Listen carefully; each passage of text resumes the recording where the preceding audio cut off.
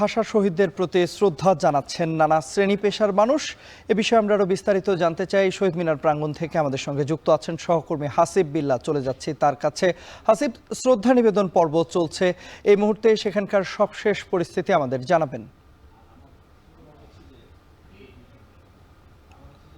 উপদেষ্টা রাষ্ট্রপতি এবং তারপর প্রধান বিচারপতি সহ নির্বাচন কমিশন প্রধান উপদেষ্টা বৃন্দ, এরপরে এখন সর্বসাধারণের জন্য খুলে দেওয়া হয়েছে এই শহীদ বেদির ফটক।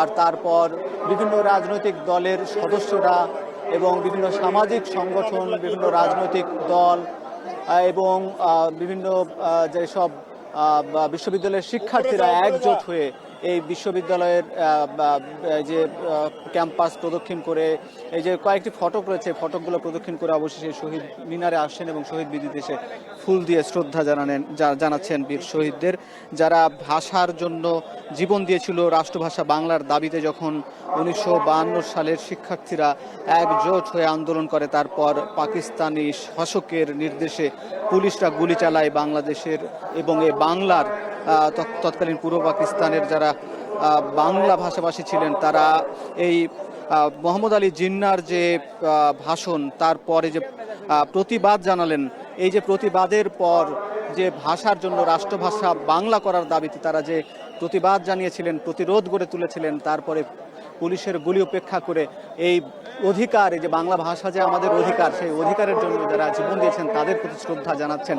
একে একে শ্রদ্ধা জানাচ্ছেন, সবাই ব্যানার নিয়ে এগিয়ে যাচ্ছেন, পুষ্পস্তবক নিয়ে এবং শহীদ বেদিতে ফুল দিয়ে শ্রদ্ধা জানাচ্ছেন। দর্শক, তন্ময়, আপনার মাধ্যমে দর্শকদের জানিয়ে দিতে চাই যে এই যে এই শহীদ বেদিতে যারা আসছেন তারা কিন্তু আবার এই যে গণ অভ্যুত্থান হয়েছে, 24-এর গণ অভ্যুত্থান, যে অভ্যুত্থানে ফ্যাসিস্ট সরকার থেকে মুক্ত হবার জন্য সারা দেশের মানুষ আন্দোলনে ঝাঁপিয়ে পড়েছিল এবং রাস্তায় নেমে এসেছিল, প্রতিবাদ জানিয়েছিল, প্রতিরোধ গড়ে তুলেছিল। এবং এই সেই শহীদ মিনার, যে 3 আগস্ট বৈষম্য বিরোধী ছাত্র আন্দোলনের নেতৃত্বে এই শহীদ মিনার থেকে এক দফা ঘোষণা করা হয়, সেই এক দফা সারা দেশের মানুষ সেই এক দফা সমস্তরে মেনে নেয় এবং তারপর 4 তারিখ, 4 আগস্ট, 5 আগস্ট রাস্তায় নেমে আসে মানুষ। আর তারপর জনরোষে আওয়ামী লীগ সভাপতি সাবেক প্রধানমন্ত্রী শেখ হাসিনার পদত্যাগ করতে বাধ্য হয়, দেশ ছেড়ে পালিয়ে যেতে বাধ্য হয়। এই যে তারপরে ছাত্র জনতার অধিকার আদায়ের জন্য এই যে তাদের সংগ্রাম, তাদের ত্যাগ, এই